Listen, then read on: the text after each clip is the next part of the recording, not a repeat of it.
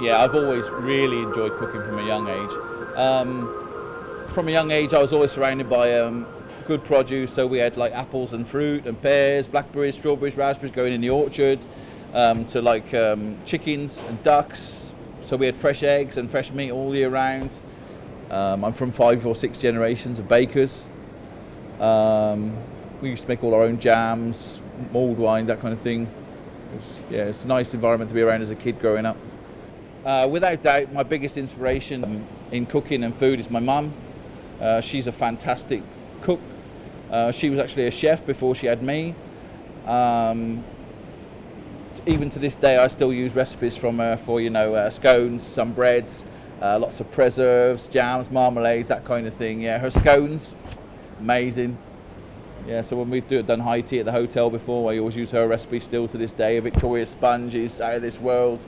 And I guess they're all recipes that have been passed down through generations.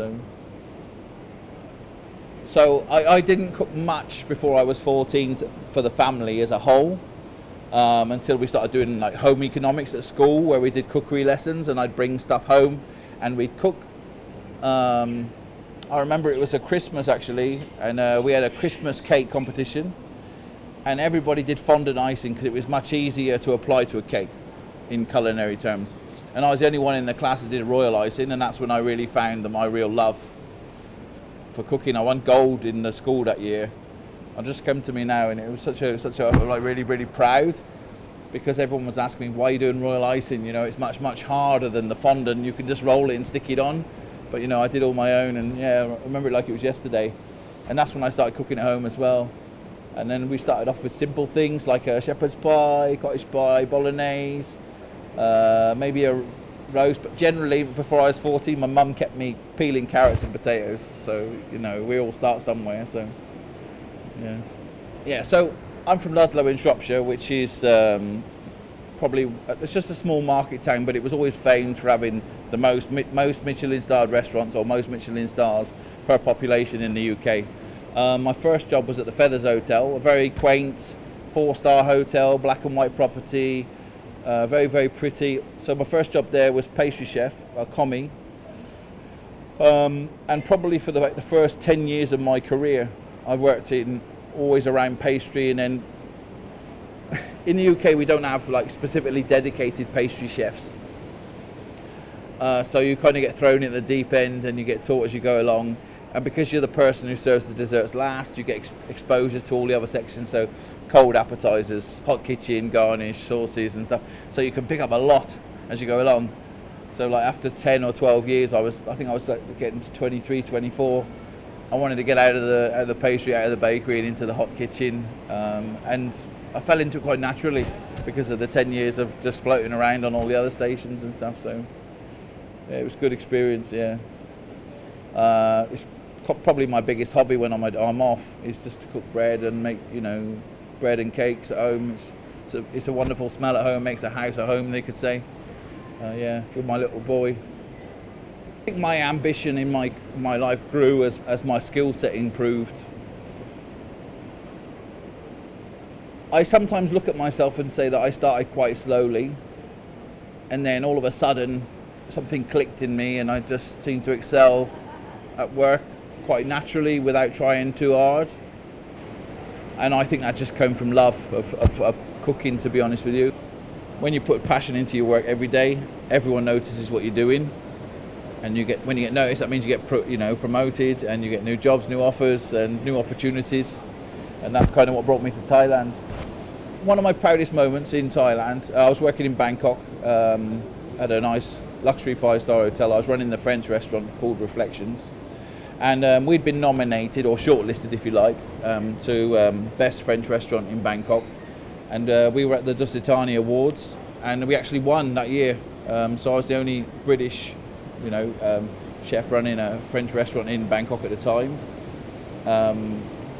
It might be only a smallish award or as big as you want to make it yourself, but when you stand on stage in front of all those other restaurateurs and chefs of Bangkok and you're winning the best French restaurant in Bangkok, it was quite breathtaking for me. It was one of them moments where I was really full and proud, and big smile on my face as well at the same time. So, yeah. So I've been at the hotel, been 6 years next August, 6 amazing years. And when you look at how we started, me and my team, and where we are now, it's, the difference is incredible, and it's a credit to them and to all of our hard work. So in 6 years, I've had the fortune to work with such an incredible team, and not only have they learned from me, and I've learned from them about, Thailand's got an incredible amount of culture. My team are amazing. Obviously, I'd be nothing without them, and hopefully they'd be a little bit less without me. But no, I'm very, very fortunate, and we are all, as a hotel, lucky to have them as well. Without doubt, my number one rule of the kitchen is fresh is best. Everything's made fresh every day. Freshness screams every quality of food, flavour, abundance, luxury. And without fresh, if you were to say to me, what would I say is key to delivering that? That's number one is sourcing. So we source as much as we can locally, especially the seafood. In the high season, we get 2 deliveries a day. All the fish at the hotel's delivered fresh, still live, so we can tell how fresh it is. And we're working with more and more local suppliers every day to try and source more locally produced product. So we're very, very lucky here. I mean, just the seafood alone is amazing. So the beef in the hotel is all imported from Australia. And it all really started from Prime, our rooftop restaurant at Rock Salt, where we started to dry age the beef. And we're dry aging it for minimum 28 days, anywhere up to 45 days.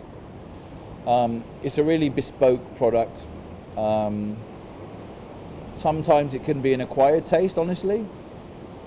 But I really love the quality of the flavour, the umami that grows when you dry age a beef.